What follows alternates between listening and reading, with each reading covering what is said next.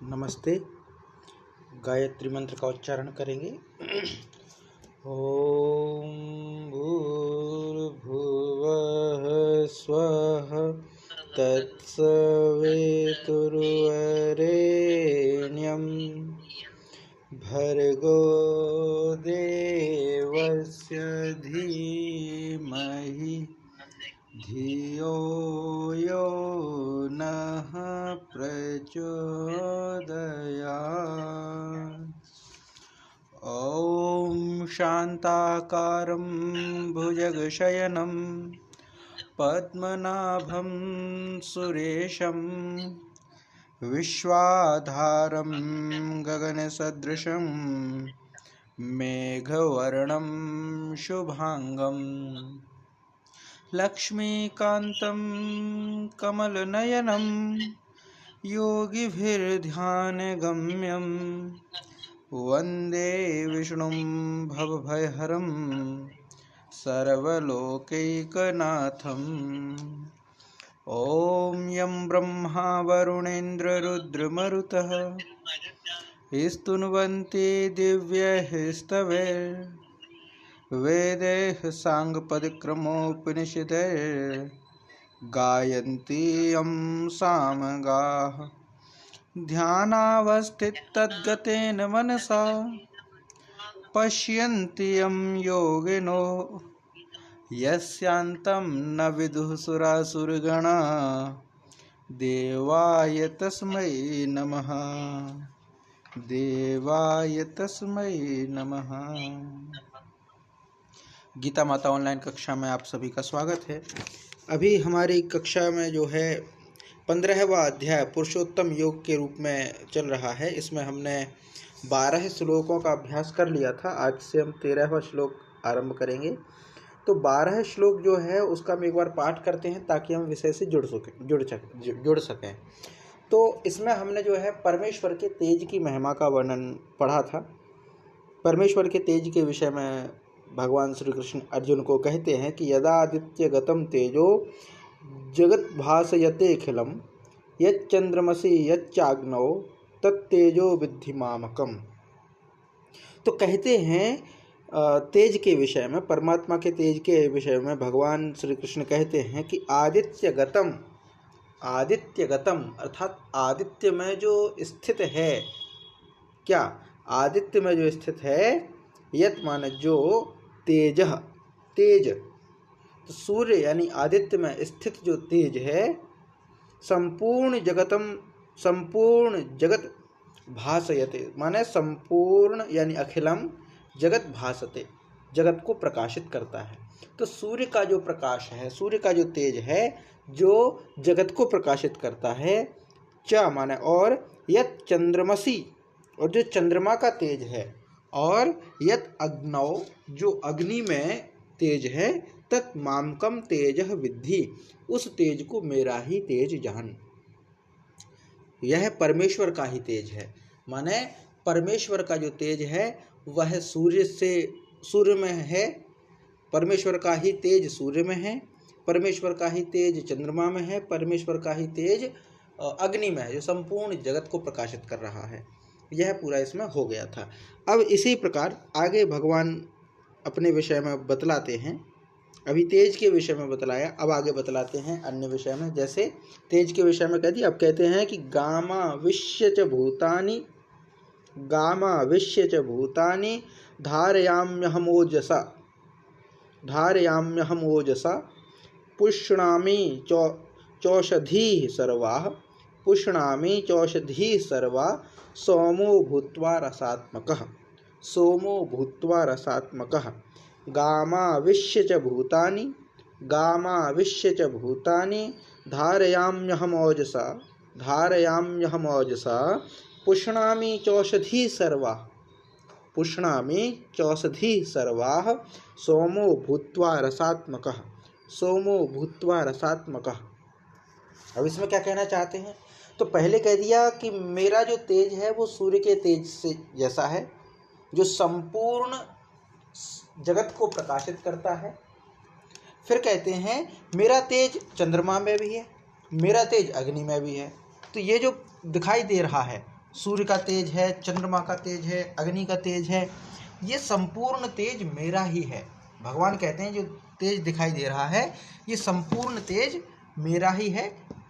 एक बात। दूसरा फिर आगे कहते हैं कि इसके अलावा जो ये पृथ्वी है, तो कहते हैं कि मैं ही, अहम माने मैं, गाम माने पृथ्वी में, पृथ्वी का एक पर्यायवाची गाम है, निरुक्त में गौ, गौ का जो निरूपण किया गया, निर्वचन किया गया, गौ, गौ का जो निरूपण किया गया वह है यह दूरगताम, जो दूर तक फैली हुई है वह गौ है।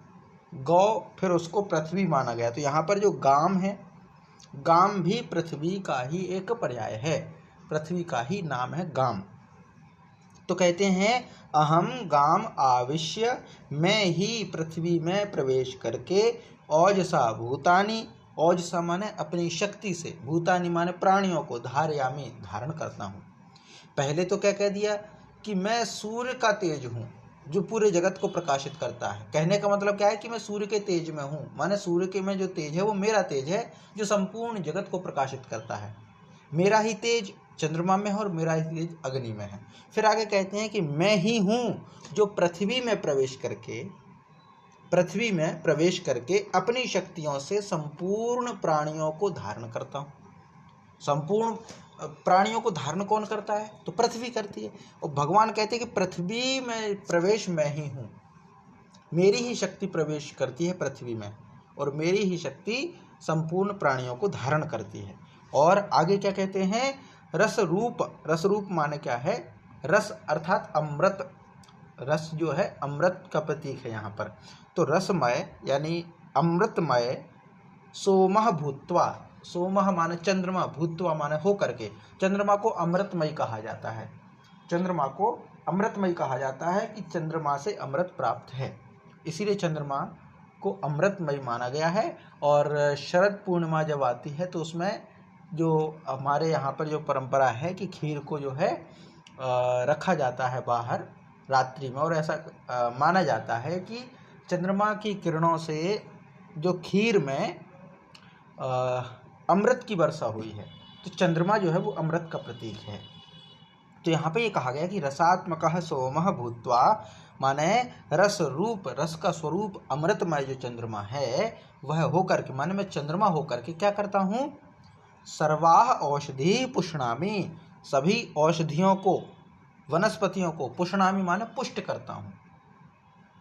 तो अब यहाँ पे ये कहा है कि मैं ही पृथ्वी में प्रवेश करके जीवों को धारण करता हूँ और मैं ही चंद्रमा के द्वारा सभी औषधियों को पुष्ट करता हूँ, मजबूत करता हूँ, औषधियों में अमृत घोलता हूँ।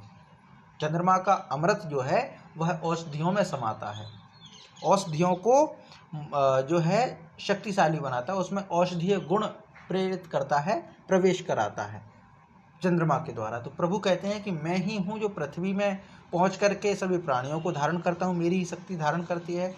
मैं ही हूँ जो चंद्रमा में प्रवेश करके औषधियों को पुष्ट करता हूँ, औषधियों वनस्पतियों को पुष्ट करता हूँ। ये पूरा इसमें कहा गया है। तो गाम आविश्य च भूतानि, गाम आविश्य, गाम माने पृथ्वी में, आविश्य माने प्रवेश करके, च भूतानि धारयामि, प्राणियों को धारण करता हूँ। अहम माने मैं, ओजसा, ओजसा माने शक्ति के द्वारा, तो मैं अपनी शक्ति के द्वारा पृथ्वी में प्रवेश करके सभी प्राणियों को धारण करता हूँ। और पुष्णामि चौषधि सर्वा, सर्वाः च औषधि पुष्णामि, सभी औषधियों को पुष्ट करता हूँ। कैसे? तो सोमो भूत्वा रसात्मकः, सोमो भूत्वा यानी चंद्रमा होकर के, रसात्मक चंद्रमा होकर के, अमृतमय चंद्रमा होकर के ही मैं संपूर्ण औषधियों को पुष्ट करता हूँ। ये पूरा इसमें हो गया। तो अब भगवान अपने विषय में बता रहे हैं कि मैं क्या क्या करता हूँ। तो अब इसका हम पाठ करेंगे कि गामाविश्य च भूतानि धारयाम्यहमोजसा, गामाविश्य च भूतानि धारयाम्यहमोजसा, पुष्णामि चौषधि सर्वाः, पुष्णामि चौषधि सर्वाः, सोमो भूत्वा रसात्मकः, सोमो भूत्वा रसात्मकः, गामाविश्य च भूतानि, गामाविश्य च भूतानि धारयाम्यहमोजसा, धारयाम्यहमोजसा, पुष्णामि चौषधि सर्वाः, पुष्णामि चौषधि सर्वाः, सोमो भूत्वा रसात्मकः, सोमो भूत्वा रसात्मकः। जी, इसका पाठ कीजिए माता जी।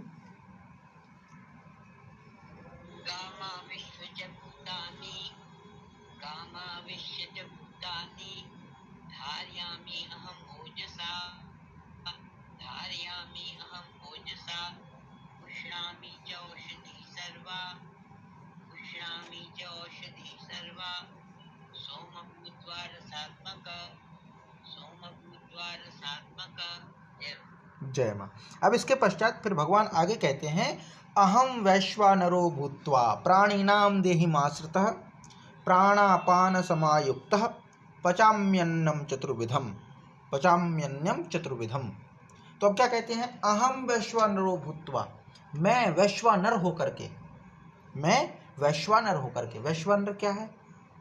वैश्वानर जो है अग्नि का एक नाम है, वैश्वानर, विश्वरूपी नर, एक इसका हम शाब्दिक अर्थ कर सकते हैं, लेकिन इसका जो भाव है अग्नि से है। तो अहम वैश्वानरो भूत्वा, मैं वैश्वानर होकर के, मैं अग्नि होकर के क्या करता हूँ, प्राणी नाम देहिमाश्रित, प्राणी नाम यानी प्राणियों के, देहिनाम देहिमाश्रित, प्राणी नाम देहिमाश्रित, प्राणी नाम माने प्राणियों के, देहम माने देह में, आश्रित माने स्थित रहने वाला हूँ।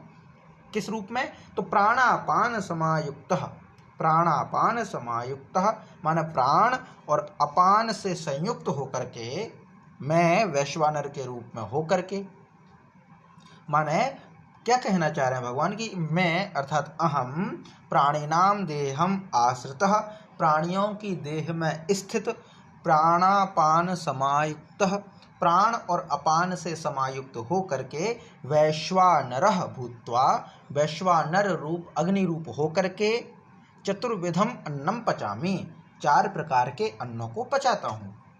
मतलब मैं ही हूँ जो सभी प्राणियों के अन्न को पचाता हूँ, सभी प्राणियों के अन्न को पचाता हूँ। कैसे? तो कहते हैं सभी के प्राणियों के शरीर में प्राण है, अपान है, प्राण अपान ये वायु है, प्राण अपान वायु है ये, और अग्नि प्राण अपान से युक्त होकर के जो वैश्वानर अग्नि है, हमारे भोजन को पचाने के लिए प्राण अपान और वैश्वानर अग्नि रूप, ये 3 चीज़ें जो होती हैं हमारे भोजन को पचाती हैं। तो कहते हैं भगवान कि सभी देह में उपस्थित जो प्राण अपान से संयुक्त वैश्वानर अग्नि रूप है, वह होकर के मैं चतुर्विध 4 प्रकार के अन्नों को पचाता हूँ, 4 प्रकार के अन्न को पचाता हूँ। अब यहाँ पे 4 प्रकार के अन्न की बात कही गई है, तो 4 प्रकार का अन्न कौन कौन सा है? तो कहते हैं कि अन्न 4 प्रकार के होते हैं। अन्न माने जो हम ग्रहण करते हैं भोजन रूप में, कौन कौन? तो कहते हैं भक्ष्य, भोज्य, लेह्य, चौष्य। भक्ष्य, भोज्य, लेह्य, चौष्य, ऐसे 4 प्रकार के अन्न होते हैं। तो उनमें से जो चबाकर खाया जाता है वो भक्ष्य है, जिसको बार बार चबाया जाता है वो भक्ष्य है ना। भक्षण करते हैं, भक्षण करना माने चबा चबा के खाना, वो होता है भक्षण। भक्ष्य है माने चबाए जाने योग्य है। एक दूसरा जो निगला जाता है, चबाते हैं जैसे रोटी, लेकिन निगला जाता है, वह भोज्य है। जैसे दूध, दूध को चबाते नहीं है, दूध को चबाते नहीं है, तो वह भोज्य है। जो चबाया जाए वह भक्ष्य है, और जो निगला जाए, पिया जाए, वह भोज्य है। जो चाटा जाए वह लेह्य है। लेह माने लुगदी टाइप में, जैसे चटनी, लुगदी तो ज़्यादा हार्ड हो जाएगी, लेकिन लुगदी से भी और पतला रूप चटनी है ना। तो चटनी जो है, जो उसको चाटा जाता है, तो उसको हम कहेंगे लेह्य। फिर आगे, और जो चूसा जाता है वह चौष्य है। जैसे गन्ना, ऊख है, गन्ना ईख कह सकते हैं इसको, गन्ना है, इसको चूसा जाता है। रोटी है, इसको चबाया जाता है। दूध है, इसको निगला जाता है। चटनी है, इसको चाटा जाता है। तो 4 प्रकार के अन्न गिनाए गए हैं। तो 4 प्रकार के अन्नों को मैं ही वैश्वानर अग्नि रूप होकर के, किससे संयुक्त? तो प्राण और अपान से संयुक्त। और ये सब कहाँ है? तो प्राणियों की देह में स्थित हैं। तो कहते हैं मैं ही प्राणियों की देह में स्थित प्राण अपान और वैश्वानर अग्नि के साथ होकर के चतुर्विधम अन्नम पचामी, 4 प्रकार के अन्न को पचाता हूँ। ये भगवान ने यहाँ पे कहा, माने भगवान ही हैं जो हमारे अन्न को पचाते हैं, भगवान ही हैं जो हमारे अन्न को पचाते हैं, पचाने में मदद करते हैं। तो ये पूरा हो जाएगा कि अहम वैश्वानरो भूत्वा, अहम वैश्वानरो भूत्वा प्राणिनाम देहिमाश्रित, प्राणिनाम देहिमाश्रित प्राणापान समायुक्तः, प्राणापान समायुक्तः पचाम्यन्नम चतुर्विधम, पचाम्यन्नम चतुर्विधम। तो पचामी माने पचाता हूँ, अन्नम माने अन्न को जो 4 प्रकार का है। कैसे पचाता हूँ? तो कहते अहम वैश्वानरो भूत्वा प्राणिनाम देहिमाश्रित, तो प्राणियों के देह में आश्रित जो प्राण और अपान संयुक्तम समायुक्तम, प्राण और अपान से संयुक्त जो वैश्वानर अग्नि रूप है वह होकर के मैं 4 प्रकार के अन्न को पचाता हूँ। ये सरल से इसकी व्याख्या है। तो इसमें भगवान का अपान एक वायु है, अपान वायु है। जैसे गैस की प्रॉब्लम होती है तो कई बार क्या होता है, गैस पास होती है ना, तो अपान वायु कहा जाता है उसको। हाँ, तो वह अपान वायु होती है। तो अपान वायु एक, प्राण और फिर अग्नि, ये जो है वायु, ये भोजन को पचाते हैं जी। अब इसका हम पाठ करेंगे। अहम वैश्वानरो भूत्वा प्राणिनाम देहिमाश्रितः प्राणापान समायुक्तः पचाम्यन्यम चतुर्विधम, पचाम्यन्यम चतुर्विधम। अहम वैश्वानरो भूत्वा प्राणिनाम देहिमाश्रितः, अहम वैश्वानरो भूत्वा प्राणिनाम देहिमाश्रितः प्राणापान समायुक्तः, प्राणापान समायुक्तः पचाम्यन्नम चतुर्विधम, पचाम्यन्नम चतुर्विधम। जी, इसका पाठ कीजिए माता जी।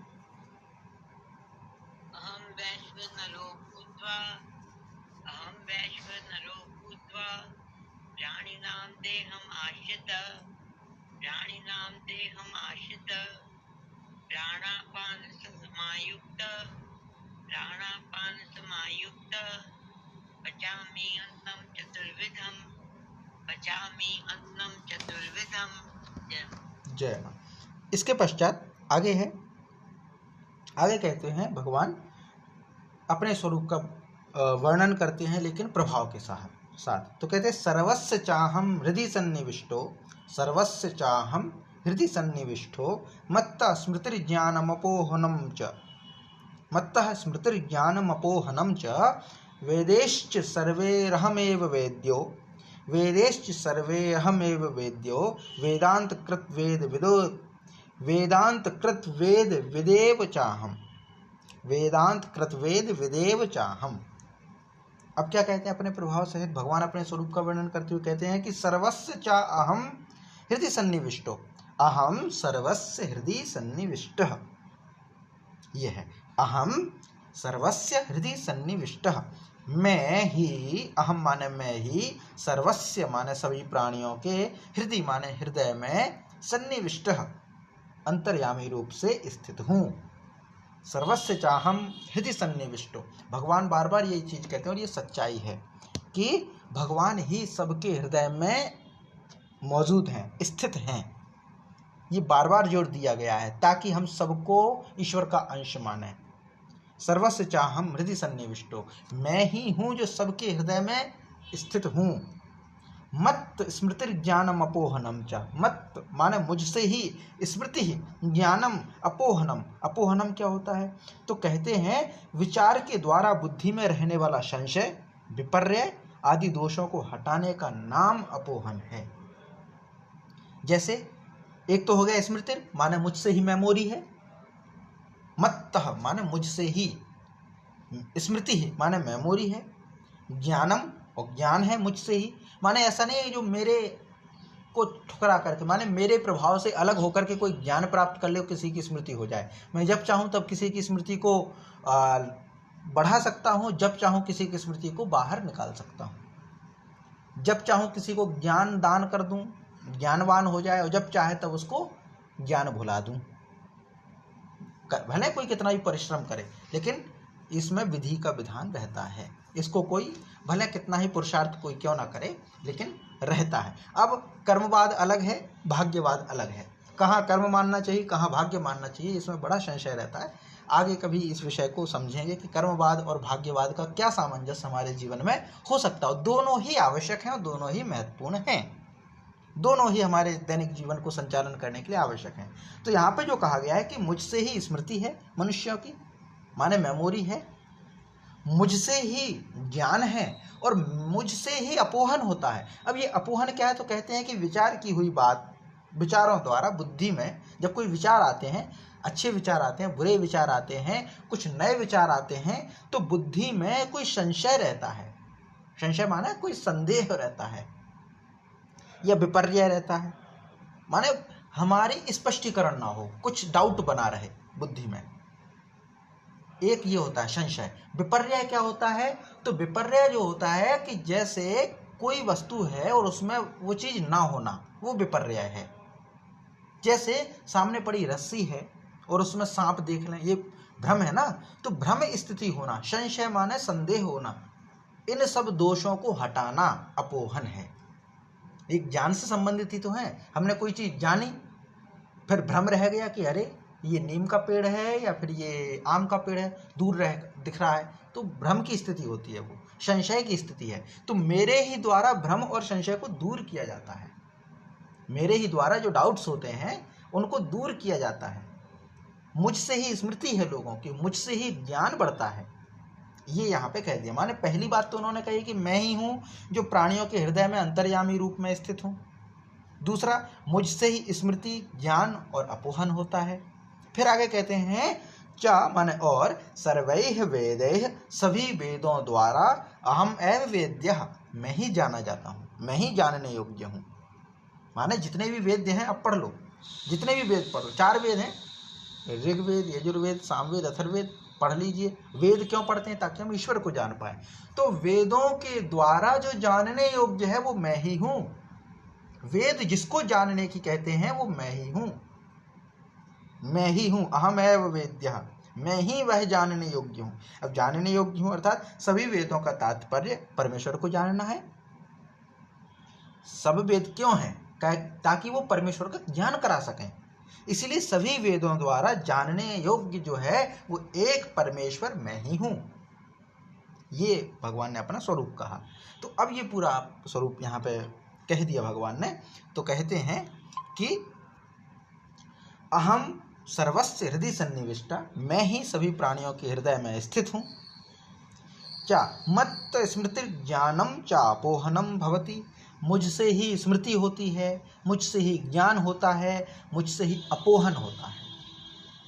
अपोहन माने ये ध्यान रखना, अपोहन माने कोई विचार करते हैं तो मन में कोई संशय और जो विपर्य रहता है, भ्रम रहता है, डाउट्स रहते हैं, उन सब का दूर होना, भ्रम दूर हो जाए, संशय दूर हो जाए, तो वह अपोहन कहलाता। तो ये सब मुझसे ही होता है। और जो भी वेद, सब वेदों द्वारा मैं ही जानने योग्य एकमात्र परमेश्वर हूँ। वेद परमेश्वर को जानने में मदद करते हैं, तो वह परमेश्वर मैं ही हूँ। ये पूरा यहाँ पे होता है। तो परमेश्वर के द्वारा ही ये स्मृति है, ज्ञान है। इसीलिए कहते हैं कभी ज्ञान का अहंकार नहीं होना चाहिए। अहंकार का ज्ञान हो पर ज्ञान का अहंकार नहीं होना चाहिए, धन का अहंकार नहीं होना चाहिए, क्योंकि इन सब में ईश्वर की ही इच्छा है, हमारा कुछ भी नहीं है, वह सब कुछ कंट्रोल करने वाले हैं। तो ये सब इसमें रहता है। यहाँ से फिर अब दूसरे के हाथ में हम रहते हैं, जो समर्पण होता है। तो ये हम यहाँ से पाठ करते हैं कि सर्वस्य चाहं हृदि सन्निविष्टो, सर्वस्य चाहं हृदि सन्निविष्टो, सर्वम सर्वस्य माने सबके, हृदय सन्निविष्टो हृदय में स्थित हूँ, अहम माने मैं, मत्तः स्मृतिर्ज्ञानम अपोहनम च, मुझसे ही स्मृति, ज्ञान, अपोहन होता है। मत्तः स्मृतिर्ज्ञानम अपोहनम च, वेदैश्च सर्वैरहमेव वेद्यो, वेदैश्च सर्वैरहमेव वेद्यो, माने सभी प्रकार के वेद्यों द्वारा मैं ही जानने योग्य हूँ। अब आगे आखिरी पंक्ति जो है इसका क्या है? वेदांत कृत वेद विदेव चाहम, वेदांत कृत माने वेदांत का कर्ता, वेदांत का कर्ता और वेदवित वेदों को जानने वाला भी अहम एव मैं ही हूँ। वेदांत कृत, वेदांत का मतलब क्या होता है? तो वेदांत जो है वो कहा गया है वेद का अंतिम हिस्सा, वैदिक साहित्य का अंतिम भाग, उसको वेदांत कहा गया है, उसको वेदांत कहा गया। तो वेदांत का अभिप्राय उपनिषद से है, क्योंकि पहले संहिता साहित्य, फिर ब्राह्मण साहित्य, फिर आरण्यक और फिर आता उपनिषद। उपनिषद जो है वेद का अंतिम हिस्सा है, इसलिए वेदांत का संबंध उपनिषद से है। तो वेदांत कृत माने वेदांत का कर्ता, उपनिषद का कर्ता मैं ही हूँ। उपनिषद का शाब्दिक अर्थ होता है उप माने समीप, निह माने निष्ठापूर्वक, सद माने बैठना। तो गुरु के चरणों में ज्ञान की अभिलाषा से समीप बैठना ही उपनिषद है।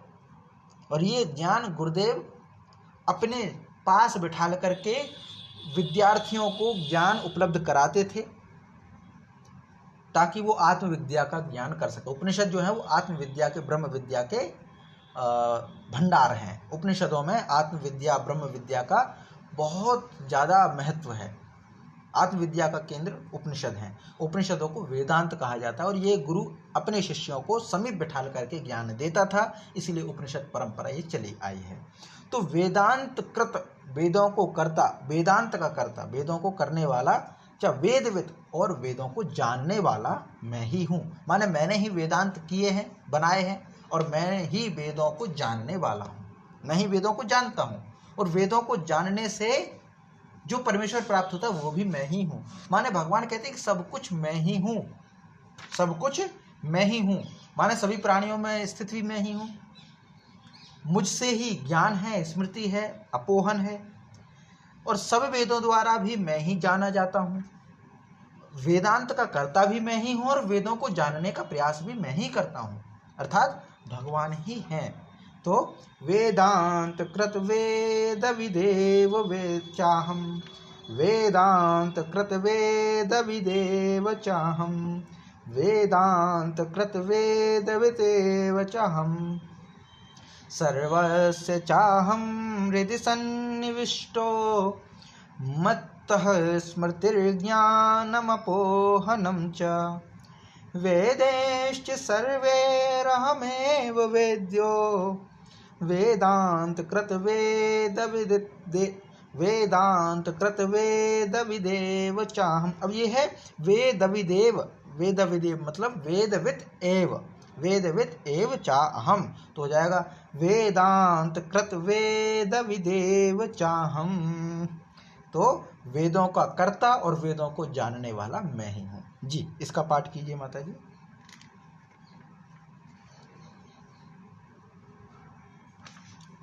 जी वीणा माता जी आप पाठ करेंगे, आप कीजिए।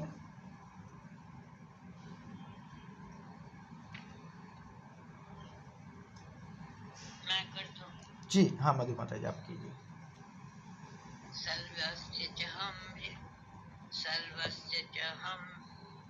इति सन्निविष्टो, सर्वस्य चहम् इति सन्निविष्टो, मत्त स्मृति ज्ञानम् अपोहनं च, मत्त स्मृति ज्ञानम् अपोहनं च, वेदै च सर्वे अहम् एव वेद्यो, वेदै च सर्वे अहम् एव वेद्यो, वेदांत कृत वेदविद एव चाहम्, वेदांत कृत वेदविद एव चाहम्।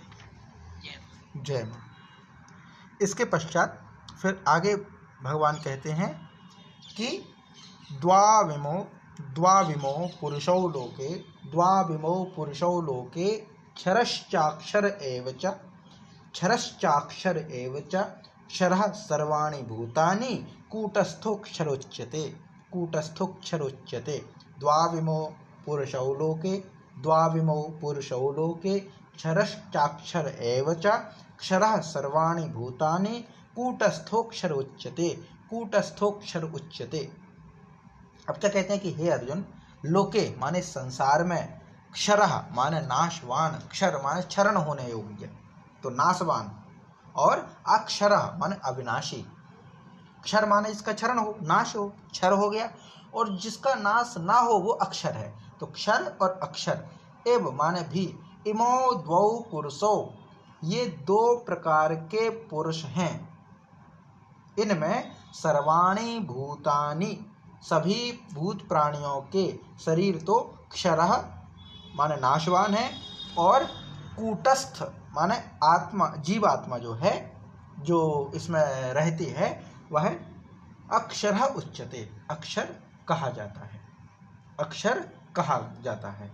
तो अब ये जो दो पुरुष कहे गए, दो प्रकार के पुरुष, दो प्रकार के, इसका मतलब क्या है कि दो प्रकार के पुरुष माने जो हम पहले पढ़ के आए हैं 13वें अध्याय में, क्षेत्र और क्षेत्रज्ञ है ना, क्षेत्र और क्षेत्रज्ञ, उन्हीं दोनों का यहाँ पे नाम क्षर और अक्षर के रूप में वर्णित किया गया है। क्षेत्र माने क्या था? शरीर, और शरीर कैसा था? नाशवान।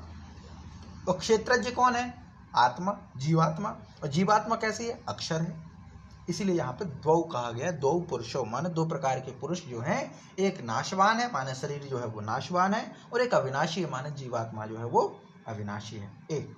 और दूसरा परा अपरा, प्रकृति के नाम से कहे गए हैं। परा अपरा प्रकृति भी है। परा माने जो अन्य है, अपरा अपर है ना। परा विद्या माने जो यहाँ की सामान्य विद्याओं से अलग हो, वो परा विद्या कहते हैं। और अपरा माने यहीं का जो है अपर, पर माने होता है दूसरा, अन्य, और अपर जो दूसरा ना हो माने यहाँ का। ऐसा जैसे मान लीजिए हम ये कहें हमारे पास दो मोबाइल हों, तो एक मोबाइल हमारे हाथ में है, तो जो हमारे हाथ में है वह अपर है, और जो हमारे हाथ में नहीं है, दूर है, कहीं और है, वो कहेंगे अपर। अब वो कहेंगे पर माने दूसरा। तो एक तो हमारे हाथ में है, वो तो हो गया अपर, और जो दूर रखा है वो है पर, जिसको हमने कहा परा। माने जो विद्याएं इस पृथ्वी की हैं, प्रकृति की हैं, वो होती हैं अपरा विद्या, और जो प्रकृति की नहीं है वो है परा विद्या। प्रकृति से मतलब है तो प्रकृति की ही, लेकिन कहने का मतलब जो जन सामान्य से अलग है, जिसको दुनिया चमत्कार मानती है, जिसको दुनिया चमत्कार मानती है, जिसको दुनिया जादू कहती है, वो परा है। और जो सामान्य चीजें हैं वो अपरा है। जैसे पानी से भीगना, ये कोई परा विद्या नहीं है, लेकिन पानी से ना भीगें ये परा विद्या है। पानी में डूबना, तैरना, ये कोई परा विद्या का काम नहीं है, ये तो अपरा है, सामान्य है। लेकिन पानी पर दौड़ते हुए चलना, चलते हुए दौड़ना जो है वो क्या है? वो परा विद्या का काम है। तो ये परा अपरा तो दो यहाँ पे हो गए। तो यहाँ पे जो नाशवान और अविनाशी कहा गया, क्षर और अक्षर कहा गया है। क्षर माने शरीर, अक्षर माने जीवात्मा। तो कहते हैं कि इस संसार में नाशवान और अविनाशी जो ये दो प्रकार के पुरुष हैं, वो संपूर्ण भूत प्राणियों के शरीर में है, माने शरीर तो नाशवान है और जीवात्मा जो है वो अविनाशी है। तो दो पुरुष जो कहे गए हैं, तो एक तो जो है कूटस्थ, कूटस्थ माने जीवात्मा है, जो जानने में कठिन लगता है। कूटस्थ माने कूट में, कूट माने होता है एक क्या कहते हैं उसको, संकेत के रूप में, या डिकोड, कोडिंग करना। कूटस्थ माने कोडिंग, ये शायद ज़्यादा नज़दीकी शब्द होगा, कोडिंग। तो कोडिंग का मतलब क्या होता है? कोई चीज़ छुपी रहती है, कोड करके छुपा देते हैं ना, कोडिंग होता है। फिर उसको जानने के लिए डिकोडिंग करना पड़ता है। तो जीवात्मा जो है वो कोडिंग की हुई है, कहाँ? इस शरीर में। तो उसको जानने के लिए क्या करना पड़ता है? डिकोडिंग करना पड़ता है। डिकोडिंग के लिए क्या है? रीजनिंग पढ़ते हैं ना, तो उसमें नियम है डिकोड करने के, हर एक चीज का नियम होता है डिकोड करने का। वैसे ही जीवात्मा को डिकोडिंग करने का भी नियम है, वो है अध्यात्म का पथ, वो है वैराग्य का पथ। तब जाकर के हम जीवात्मा का अनुभव कर सकते हैं। तो ये जो यहाँ पे कहा गया वो यही है कि हे अर्जुन, इस संसार में नाशवान और अविनाशी ये दो प्रकार के जो पुरुष हैं, इनमें सभी प्राणियों के एक तो शरीर है जो नाशवान है, और एक जीवात्मा है जो अविनाशी है। तो जीवात्मा तो सदा अविनाशी है, उसका नाश नहीं होता, लेकिन शरीर है वो उसका नाश हो जाता है। कोई कितना भी संरक्षण करे, शरीर है, नाश होगा ही, ये है। तो इसका हम पाठ करते हैं। द्वाविमो पुरुषो लोके, द्वाविमो पुरुषो लोके, क्षरश्चाक्षर एव च, क्षरश्चाक्षर एव च, क्षरः सर्वाणि भूतानि, कूटस्थोऽक्षर उच्यते, कूटस्थोऽक्षर उच्यते। द्वाविमो पुरुषो लोके, क्षरश्चाक्षर एव च, क्षरः सर्वाणि भूतानि, कूटस्थोऽक्षर उच्यते, कूटस्थोऽक्षर उच्यते। जी, इसका पाठ कीजिए माता जी।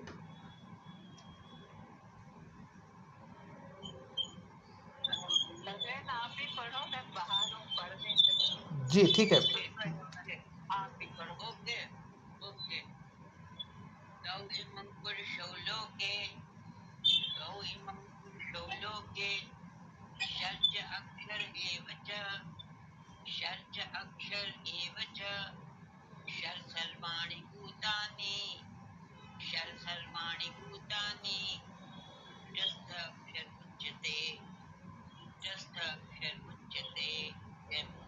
जय मां।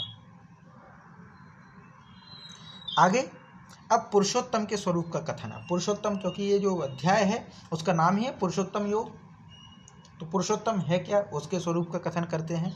तो कहते हैं उत्तमः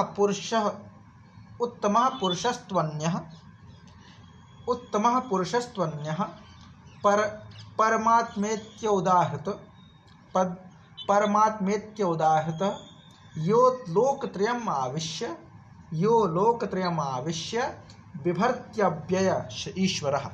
बिभर्त्यव्ययः ईश्वरः। उत्तमः पुरुषस्त्वन्यः परमात्मेत्योदाहृत यो लोकत्रयमाविश्य बिभर्त्यव्यय ईश्वरः। अब ये क्या है, तो कहते हैं उत्तम पुरुष तो अन्य ही है। उत्तमः माने उत्तम श्रेष्ठ, पुरुषः पुरुष, तो अन्य ही है। यह माने जो लोकत्रयम आविश्य तीनों लोकों में प्रवेश करके विभर्ति माने सबका भरण पोषण करता है। अव्ययः ईश्वरः परमात्मा इति उदाहृता। अविनाशी परमेश्वर परमात्मा इस प्रकार कहा गया है। माने ये जो है पुरुषोत्तम जो है वो क्या है, तो कहते हैं कि पुरुषोत्तम जो है वो तो अलग ही है। माने उत्तम पुरुष तो अन्य ही है। अन्य माने परमेश्वर से मिलता जुलता, परमेश्वर ही है जो तीनों लोकों में प्रवेश करके सबका भरण पोषण कराता है। तो माने परमेश्वर का वह रूप जो तीनों लोकों में प्रवेश करके सब जीव जंतुओं का भरण पोषण करता है। अविनाशी परमेश्वर परमात्मा वह कैसा है, अविनाशी है, परम ईश्वर है, परम आत्मा है, इस प्रकार उसको कहा गया है। माने है वह पुरुषोत्तम है, तो वह पुरुषोत्तम, क्योंकि पुरुष का जो संबोधन है वह ईश्वर के रूप में है, यानी परमेश्वर के रूप में है। तो जो पुरुषोत्तम है वह परमेश्वर है, लेकिन उसका क्या कहा गया है कि वह अन्य है, मतलब यहाँ जो हमें दिखाई देता है उनसे अन्य है, आत्मा से अन्य है।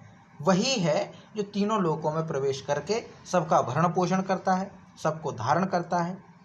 अविनाशी परमेश्वर परमात्मा इस प्रकार कहा गया। माने वह अविनाशी है, परमेश्वर परमात्मा है, उस परमेश्वर को इस प्रकार कहा गया। माने ईश्वर का ही रूप है जो पुरुषोत्तम कहा गया है, जो पुरुषों में उत्तम है। जैसे परमात्मा क्या है, तो आत्माओं में परम है परमात्मा, तो पुरुषों में जो उत्तम है वो पुरुषोत्तम है। तो पुरुष माने क्या है, ईश्वर का अंश, उसमें जो उत्तम है वो पुरुषोत्तम है, ऐसा पूरा इसमें है। तो उत्तमः पुरुषस्त्वन्यः, उत्तम पुरुष तो अन्य है। परमात्मेदम उदाहृत परमात्मा इति उदाहृत माना कहा गया है। यो लोकत्रयम आविश्य, जो तीनों लोकों में प्रवेश करके विभर्त्य अव्यय ईश्वर, विभर्ति माने भरण पोषण करता है, और अव्यय ईश्वर अविनाशी ईश्वर के रूप में।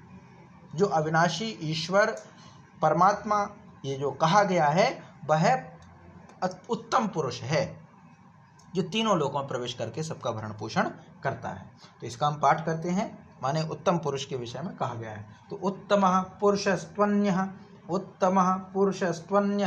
परमात्मेत्योदाहृत यो लोकत्रयमाविश्य बिभर्त्यव्यय ईश्वरः। उत्तमः पुरुषस्त्वन्यः परमात्मेदमुदाहृत यो लोकत्रयमाविश्य बिभर्त्यव्यय ईश्वरः। जी, इसका पाठ कीजिए माता जी।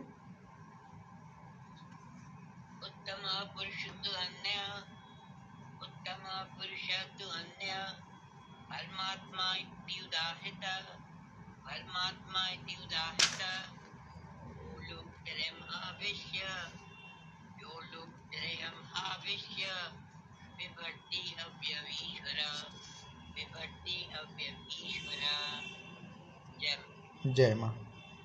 इसके पश्चात आगे आगे कहते हैं यस्मात्क्षरम मतीतोऽहम् क्षरादपि चोत्तमः। यस्मात्क्षरम मतीतोऽहम् क्षरादपि चोत्तमः अतोऽस्मि लोके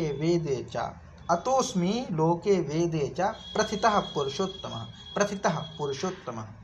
तो यस्मात्क्षरम अतीतोऽहम् क्षरादपि चोत्तमः, माने यस्मात् क्यों, परमात्मा परमेश्वर अविनाशी पुरुषोत्तम ये क्यों कहा गया है? तो पुरुषोत्तम इतना प्रसिद्ध क्यों है, पुरुषोत्तम कहा क्यों है? तो उसका कारण बतलाते हैं। क्योंकि यस्मात् माने क्योंकि, अहम माने मैं, क्षरम अतीतः, क्षरम माने जो क्षरण है नाशवान है, इससे अतीत हूँ, अतीत माने दूर हूँ, नाशवान जड़ वर्ग क्षेत्र से, माने क्षरम, क्षरम माने जो है नाशवान, जड़ वर्ग जिसका क्षरण होता हो, क्योंकि जिसमें प्राण है वह क्षरित नहीं होगा, माने ईश्वर है, ईश्वर का क्षरण नहीं होता, प्राण का क्षरण नहीं होता, लेकिन प्राण जिस नाशवान शरीर में रहता है उस नाशवान शरीर का तो नाश होता है, क्योंकि वह जड़ है, चेतन नहीं है। चेतन का नाश नहीं होता पर जड़ का नाश होता है। जड़ माने जिसमें कोई चेतनता ना हो, अचेतन हो, तो अचेतन का नाश होता है, चेतन का नाश नहीं होता। तो यहाँ पे कहा क्योंकि मैं नाशवान जड़ वर्ग से सर्वथा अतीत हूँ, मैं नाशवान जो जगत है इस सबसे अलग हूँ। मुझे ऐसा ना समझे कि मैं नाशवान हूँ। ठीक है, आपने मेरी पत्थर की मूर्ति बनवा दी तो पत्थर की मूर्ति टूट सकती है, पर मैं अविनाशी हूँ, मैं इस ईश्वर में जो ये जड़ पदार्थ है इन सबसे अलग हूँ, अतीत हूँ, और अक्षरात् अपि अविनाशी भी हूँ, उत्तम भी हूँ, माने अविनाशी अपि अक्षरात् अपि उत्तमः, माने अविनाशी जीवात्मा से भी उत्तम है। एक तो ये कहा परमेश्वर अपने विषय में या पुरुषोत्तम अपने विषय में क्या कहते हैं, क्यों इतना प्रसिद्ध है, प्रसिद्धि का कारण क्या है? तो कहते हैं एक कारण तो उन्होंने बताया कि मैं नाशवान जड़ वर्ग से सर्वथा अतीत हूँ, माने मुझे ये जड़ पदार्थों की जैसा ना जानो, इन जड़ पदार्थों के नाशवान, जड़ पदार्थ तो नाशवान है पर मैं इन जड़ पदार्थों से अलग हूँ, मैं इन जड़ पदार्थों से अतीत हूँ, अलग हूँ। और अक्षरात् अपि उत्तमः, अक्षरात् किसको कहा गया था? तो इससे पहले जो श्लोक पढ़ा था उसमें एक को कहा था क्षर और एक को कहा था अक्षर। तो क्षर कहा था क्षेत्र को, अक्षर कहा था क्षेत्रज्ञ को। क्षेत्रज्ञ कौन था? क्षेत्र में रहने वाला जीवात्मा। तो एक तरफ तो हो गया क्षर माने शरीर, जड़ पदार्थ, इन सबसे अलग हूँ। और कहते हैं अक्षरात् अपि उत्तमः, अक्षरात् माने जीवात्मा से भी, उत्तमः माने उत्तम हूँ, मैं जीवात्मा से उत्तम हूँ, मैं जीवात्मा से उत्तम हूँ। ये तो मैं नाशवान जड़ वर्ग से सर्वथा अतीत हूँ और मैं अविनाशी जीवात्मा से भी उत्तम हूँ, माने ये जो आत्माएं हैं इनसे भी मैं श्रेष्ठ हूँ, इसलिए परमात्मा। अतः लोके, इसलिए लोक में, च वेदे, और वेद में भी पुरुषोत्तम प्रथितः अस्मि। लोक में माने संसार में, और वेद माने वेद साहित्य में, वैदिक साहित्य में भी पुरुषोत्तमा प्रथमा अस्मि, प्रथितः अस्मि, पुरुषोत्तम नाम से प्रसिद्ध हूँ। इसीलिए पुरुषोत्तम कहा है। क्यों कहा गया? क्योंकि पुरुष उत्तम, जीवात्मा तो एक सामान्य आत्मा मान लीजिए, लेकिन मैं आत्मा से भी भिन्न हूँ, अलग हूँ, उत्तम हूँ, इसीलिए मैं पुरुषोत्तम हूँ। इसलिए लोक में और वेद में, लौकिक बोलचाल में भी परमात्मा अलग है, माना परमेश्वर जो हूँ मैं अलग हूँ, जीवात्मा से तो अलग ही है ना, ये तो हम पढ़ ही रहे हैं।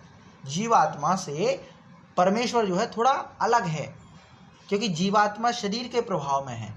शरीर और जीवात्मा, शरीर तो है नाशवान, तो इसलिए उसको कह दिया क्षरम अतीतः, क्षर से तो अतीत हूँ। और अक्षरात् माने जीवात्मा, तो अक्षरात् अपि उत्तमः माने जीवात्मा से भी मैं उत्तम हूँ। इसीलिए लोक में और वेद में पुरुषोत्तम नाम से मैं प्रसिद्ध हूँ। पुरुषोत्तम, पुरुष उत्तम, ऐसा पुरुष जो उत्तम हो, तो सभी आत्माओं से मैं उत्तम हूँ, इसीलिए पुरुषोत्तम हूँ, ऐसा मैं लोक में और वेद में प्रसिद्ध हूँ। प्रथितः अस्मि, प्रसिद्ध हूँ। तो इसका हम पाठ करते हैं कि यस्मात् अक्षरमतीतोऽहम् अक्षरादपि चोत्तमः, अक्षरादपि चोत्तम। अभी अहम, अहम का माँ हलंत है, नीचे देखेंगे फिर आएगा अक्षरात्, अक्षरात् माने अक्षरात् माने जीवात्मा से, अक्षरात् अपि चोत्तमः। तो हो गया यस्माक्षरम अतीतोऽहम्, यस्माक्षरम अतीतोऽहम् अक्षरादपि चोत्तमः, अतोऽस्मि लोके वेदे च प्रथितः पुरुषोत्तमः, प्रथितः पुरुषोत्तमः। यस्माक्षरम अतीतोऽहम् क्षरादपि चोत्तमः, यस्माक्षरम अतीतोऽहम् क्षरादपि चोत्तमः, अतोऽस्मि लोके वेदे च प्रथितः पुरुषोत्तमः, प्रथितः पुरुषोत्तमः। जी, इसका पाठ कीजिए माता जी। यस्माक्षरम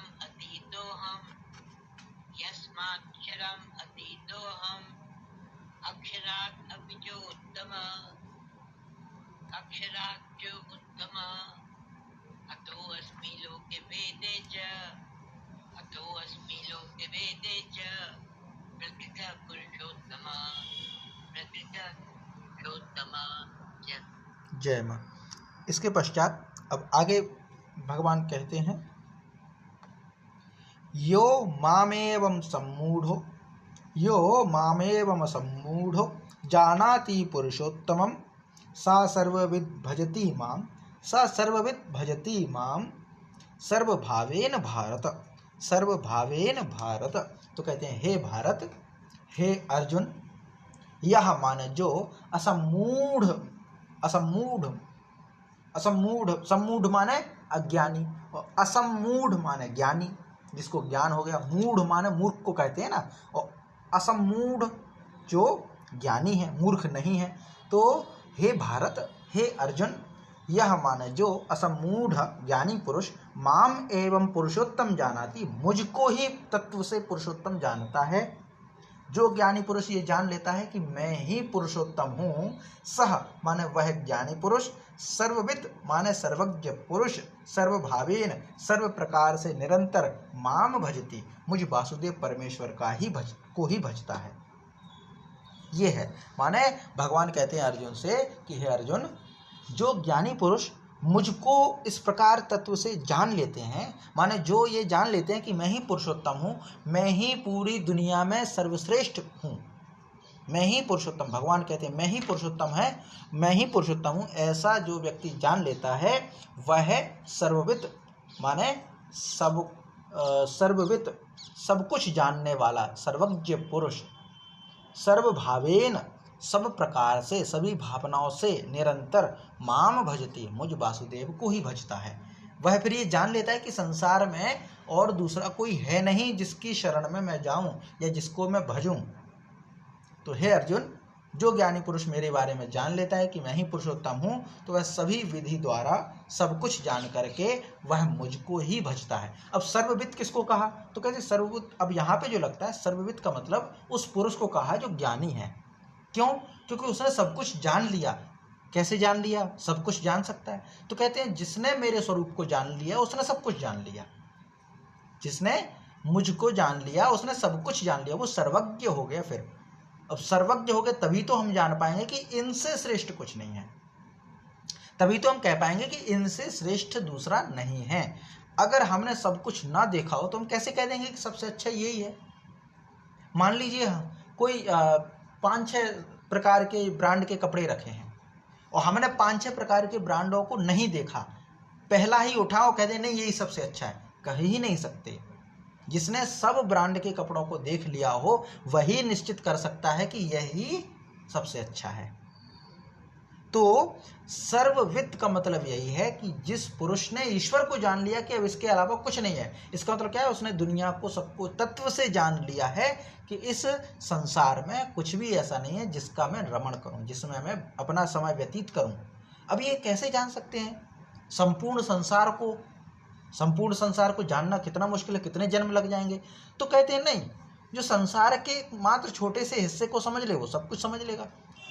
जब हम दाल पकाते हैं, चावल पकाते हैं, तो चावल के हर एक दाने को नहीं देखते, उसमें से किसी 1-2 दाने को निकाल करके उनको देखते हैं कि सॉफ्ट हो गए हैं, पक गए हैं, तो हम समझ लेते हैं कि पूरे चावल पक गए। उसी प्रकार जो पुरुष है वो जान लेगा कि जो मैं चारों ओर देख रहा हूँ, जब वही उदाहरण आता है महात्मा बुद्ध का, जब उन्होंने देख लिया चारों ओर कि मनुष्य मरता भी है, मनुष्य बीमार भी होता है, वृद्धावस्था भी होती है, ये सब होता है, तो इसका मतलब क्या है? जब ये व्यक्ति ऐसा हो रहा है तो सभी ऐसे होते होंगे, ऐसा तो है नहीं। अब हमने देख लिया कि मनुष्य मरता भी है, मनुष्य में लालच भी होता है, मनुष्य हत्यारा भी होता है, मनुष्य में तरह तरह की प्रवृत्ति भी होती हैं, तो इसका मतलब क्या? संपूर्ण मनुष्य में ऐसा ही है। कोई ऐसा मनुष्य हम खोजने लग जाए कि इसमें कोई कमियां ना हो तो मूर्खता है, क्योंकि कमियां तो रहेंगी, कमियां तो सब में रहती हैं और कमियों से कोई परे हो भी नहीं सकता। तो फिर ये टॉर्च लेके ढूंढना कि भाई मुझे अच्छा ऐसा व्यक्ति मिल जाए जिसमें कोई कमी ना हो, ये तो मूर्खता है। कमियां तो रहेंगे। तो जो व्यक्ति समझदार है वो जान लेगा कि संसार में ये सब चलता रहता है, तो अब मेरा ध्यान जो है वो संसार की ओर ना हो करके, क्योंकि संसार तो नाशवान है, संसार तो पल पल बदलने वाला है, संसार तो सुख दुख और पाप पुण्य और स्वर्ग नर्क में भटकाने वाला है। जो ये जान लेगा माने वो सब जान गया, फिर वो परमेश्वर की ओर मुड़ेगा। तो जो परमेश्वर की ओर मुड़ेगा वो सर्वविद होगा ही। इसीलिए कहा कि वह सर्वविद, सब कुछ जानने वाला, यानी सर्वज्ञ पुरुष, सर्वभावेन, सभी भावों में, सभी भावों के द्वारा, माम भजति, मुझको ही भजता है, मेरा ही भजन करता है। तो यो मामेव सम्मूढ़ो, यो मामेवम सम्मूढ़ो, ऐसा ही कहेंगे ना, असम्मूढ़ो है ना, क्योंकि एवं और असम्मूढ़ो दोनों मिल गए, इसीलिए ये है। तो यो मामेव सम्मूढ़ो जानाति पुरुषोत्तमम, जानाति पुरुषोत्तमम, सह सर्वविद भजति मां, सह सर्वविद भजति मां सर्वभावेन भारत, मां सर्वभावेन भारत। यो मामेव सम्मूढ़ो, यो मामेवम सम्मूढ़ो जानाति पुरुषोत्तमं, जानाति पुरुषोत्तमं, सह सर्वविद भजति मां, सह सर्वविद भजति मां सर्वभावेन भारत, सर्वभावेन भारत। जी, इसका पाठ कीजिए माता जी। यो मामेव सम्मूढ़ो जानाति पुरुषोत्तमं, स सर्वविद जाति मां सर्वभावेन भारत। यो मामेव सम्मूढ़ो जानाति पुरुषोत्तमं, स सर्वविद जाति मां सर्वभावेन भारत। जय मां। जय मां। इसके पश्चात अब इस अध्याय का अंतिम श्लोक है, और इसमें जो उपर्युक्त गुह्यतम माने गहरे से गहरा जो ज्ञान है उस विषय, माने गुह्यतम जो विषय है उस ज्ञान की क्या महिमा है। तो क्या कहते हैं भगवान इस विषय में, ज्ञान के विषय में, कि इति गुह्यतमं शास्त्रम मिदं मुक्तम मया नघ, इति गुह्यतमं शास्त्रम मिदं मुक्तम मया नघ, एतद् बुद्ध्वा बुद्धिमानः स्यात् कृतकृत्यश्च भारत, कृतकृत्यश्च भारत। तो कहते हैं अनघ माने हे निष्पाप अर्जुन, भारत माने अर्जुन, अनघ भारत, हे निष्पाप अर्जुन, इति इदम गुह्यतमं शास्त्रम, इति माने इस प्रकार, इदम माने यह है, गुह्यतमम, गुह्यतम एक है, गुह्य, गुह्य माने जो गोपनीय हो, गुह्यतमम अति गोपनीय, अति रहस्य युक्त जो क्या, शास्त्रम माने ज्ञान है या शास्त्र है, जिसको मया उक्तम, मेरे द्वारा कहा गया है। माने हे निष्पाप अर्जुन, इस प्रकार यह जो अति गोपनीय शास्त्र जो मेरे द्वारा कहा गया है, मया उक्तम, उक्तम माने कहा गया है, मया माने मेरे द्वारा, एतत् इसको, बुद्ध्वा माने जान करके, मनुष्य बुद्धिमान चा कृतकृत्य स्यात्, ज्ञानवान, बुद्धिमान माने ज्ञानवान और कृतार्थ हो जाता है। जिसको ये ज्ञान मिल जाए, जो ज्ञान मैंने तुझे दिया, उपर्युक्त ज्ञान, वह ज्ञान जिसको मिल जाए वह ज्ञानवान हो जाता है, और वह कृतार्थ हो जाता, माने उसका जीवन धन्य हो जाता है ना। वह सौभाग्य मनाता है कि मुझे बहुत अनुपम ज्ञान मिल गया, बहुत अनमोल ज्ञान मिल गया, जिसकी कोई उपमा नहीं दी जा सकती। तो यह इस गुह्यतम विषय की, इस गुह्यतम ज्ञान की विशेषता है कि इति गुह्यतमम शास्त्रम, यह जो शास्त्र है वो ऐसा आसान नहीं है कि साधारण मिल जाए। अब हमें तो ये शास्त्र मिल गया क्योंकि गीता जी में भगवान श्री कृष्ण ने अर्जुन को बोल दिया, पर अगर भगवान ना बोलते तो ये शास्त्र पाने के लिए हमें बहुत मेहनत करनी पड़ जाती है, ये ज्ञान प्राप्त करने में बहुत कुछ हमें परिश्रम करना पड़ जाता, पर हमें ये ज्ञान गीता माता के माध्यम से उपलब्ध हो सका क्योंकि भगवान श्री कृष्ण ने अर्जुन को कहा है। तो इसलिए वो कहते हैं कि ये जो शास्त्र है वह बहुत गोपनीय है, बहुत रहस्यमय है, ये हर किसी को आसानी से नहीं मिलता, मेरे द्वारा जो कहा गया, इसीलिए इसको सिर्फ सुन के भुला मत देना। आखिरी में क्यों बता रहे, पहले बताते इसका मतलब क्या है, ध्यान से सुनना, और आखिरी में क्यों बता रहे, क्योंकि अब इसको भूल मत जाना। इसके महत्व को समझना, याद रखना। इसलिए कहा हे निष्पाप अर्जुन, इस प्रकार यह जो अति युक्त गोपनीय, अति रहस्य युक्त जो गोपनीय शास्त्र है, जो मेरे द्वारा कहा गया है, इसको तत्व से जान करके मनुष्य ज्ञानवान और कृतार्थ हो जाता है। अगर इसको कोई तत्व से जान ले तो वह ज्ञानवान कहा जाता है, ज्ञानी पुरुष कहा जाता है और कृतार्थ हो जाता है, उसका जीवन धन्य हो जाता है इसको जान करके, क्योंकि वह इस संसार मोह में नहीं पड़ता, संसार रूपी वृक्ष में नहीं फंसता, यह पाप पुण्य इस कर्म रूपी बंधन से मुक्त हो जाता है। ये पूरा इसमें कहा गया है। तो इति गुह्यतमं शास्त्रम् इदं मुक्तं मया नघ, एतद्बुद्ध्वा बुद्धिमानः स्यात् कृतकृत्यश्च भारत। इति गुह्यतमं शास्त्रम् इदं मुक्तं मया नघ, एतद्बुद्ध्वा बुद्धिमानः स्यात् कृतकृत्यश्च भारत। कृतकृत्यश्च भारत। इति गुह्यतमं शास्त्रम् इदं मुक्तं मया नघ, एतद्बुद्ध्वा बुद्धिमानः स्यात् कृतकृत्यश्च भारत। कृतकृत्यश्च भारत। ओम तत्सदिति श्रीमद्भगवद्गीतासूपनिषत्सु ब्रह्मविद्यायां योगशास्त्रे श्रीकृष्णार्जुनसंवादे पुरुषोत्तमयोग नाम पंचदशोऽध्यायः। हरि ओम तत्सत्। हरि ओम तत्सत्। हरि ओम तत्सत्। जी पाठ कीजिए माता जी, समापन कीजिए।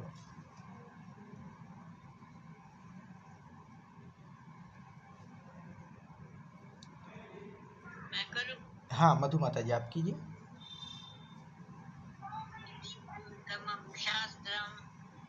इति गुह्यतमं शास्त्रम् इदं मुक्तं मया नघ, इदं मुक्तं मया नघ, एतद्बुद्ध्वा बुद्धिमान् स्यात्, एतद्बुद्ध्वा बुद्धिमान् स्यात् कृतकृत्यश्च भारत। कृतकृत्यश्च भारत। जय मां। तो आज हमारा पंचदश अध्याय पुरुषोत्तम योग नाम का जो है वो यहीं पर समाप्त होता है। शांति पाठ करते हैं। ओम सहना भवतु सहनौ भुनक्तु सह वीर्यं करवावहै तेजस्विनावधीतमस्तु मा विद्विषावहै। ओम शांति शांति शांति। जी हरि ओम।